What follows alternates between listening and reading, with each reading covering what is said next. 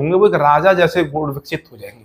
अब राजा के अंदर गुण क्या होते हैं कि राजा, एक तो राजा की सबसे बड़ी पहचान कि वो फैसला लेने में कोई भ्रमित नहीं होते, डिसीजन पावर उनकी बहुत अच्छी होती है, डिसीजन टेकिंग पावर बहुत अच्छी होती है, तो अच्छे फैसले लेने की क्षमता जातक के अंदर होती है। दूसरा, स्पष्ट वक्ता होते हैं, यानी कि जो बोलेंगे खुल के बोलेंगे, साफ बोलेंगे, किसी के दबाव में नहीं आएंगे। लीडर होते हैं, साहसी होते हैं, लीडरशिप की क्वालिटी होती है, यानी कि आगे बढ़कर किसी भी कार्य को करने की क्षमता होती है। ऐसा नहीं कि पीठ पीछे खड़े हो गए और जो आगे आपका संग्राम, हड़ताल, दंगा चल रहा है, जो भी हो उसके आगे आने की लीडरशिप की जो क्वालिटी होती है, कोई भी आपका कोई भी एक आंदोलन होता है या कोई भी मामला जब घटित होता है जीवन में, तो उसके आगे आने की क्षमता जातक के अंदर होती है। जातक का स्वास्थ्य वहां पे अच्छा भी हो सकता है, खराब भी हो सकता है, दोनों बात निर्भर करती हैं आपकी कुंडली पे कि सूर्य लगन में बैठ के कमजोर है कि बली है, निर्बली है कि बली है। ज्यादातर मामलों में सूर्य आपके लगन में बैठ के अच्छा स्वास्थ्य देते हैं। ऊर्जा, क्योंकि सूर्य ऊर्जा का बहुत बड़ा स्रोत है।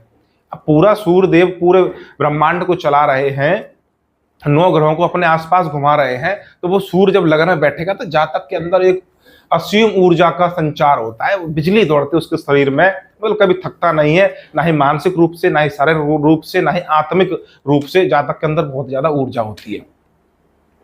ये जातक के अंदर कुछ अच्छी क्वालिटी होती है। ये कॉमन फल मैंने आपको बताया, ये किसी भी राशि बैठेंगे तो ये लगभग लगभग फल आपको देखने को मिल जाएंगे।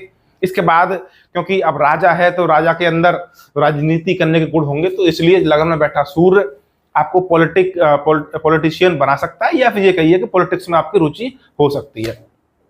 इसके बाद अब राजा के अंदर थोड़ा बहुत अहंकार भी हो सकता है और उदार भी हो सकता है। उदार, अच्छे राजा होते हैं वो उदार भी होते हैं और कुछ अहंकारी भी हो सकते हैं। तो दोनों तरह से आप उसका फल मिलता है कि आपके सूर्य पर किस ग्रह की दृष्टि युति का प्रभाव पड़ा हुआ है।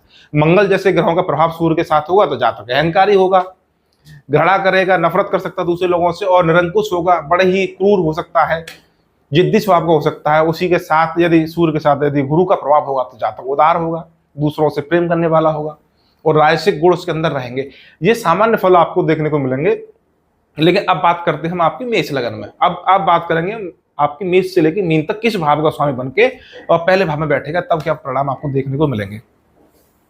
मेष लगन यानी कि मंगल की लगन बनेगी, उसके राशि स्वामी आपके मंगल बनेंगे और उस समय सूर्य आपके पंचम भाव का स्वामी बनेंगे। पंचम भाव केंद्र आपके त्रिकोण का भाव होता है। जब त्रिकोण का स्वामी आपके केंद्र में पहले भाव में उच्च का होकर बैठेगा तो पंचम भाव के जो गुण है उसको विकसित कर देगा। पंचम भाव एजुकेशन का होता है, शिक्षा का होता है, और सूर्य प्रकाशमय ग्रह है। सूर्य का आकार बहुत बड़ा है और सूर्य शिक्षा के प्रति बहुत क्या कहते हैं उसको, बड़ा ही एक्टिव है, या शिक्षा देने में प्रमुख भूमिका निभाते हैं, क्योंकि प्रकाश के कारक जैसे शनि जैसे अंधकारमय ग्रह होते हैं।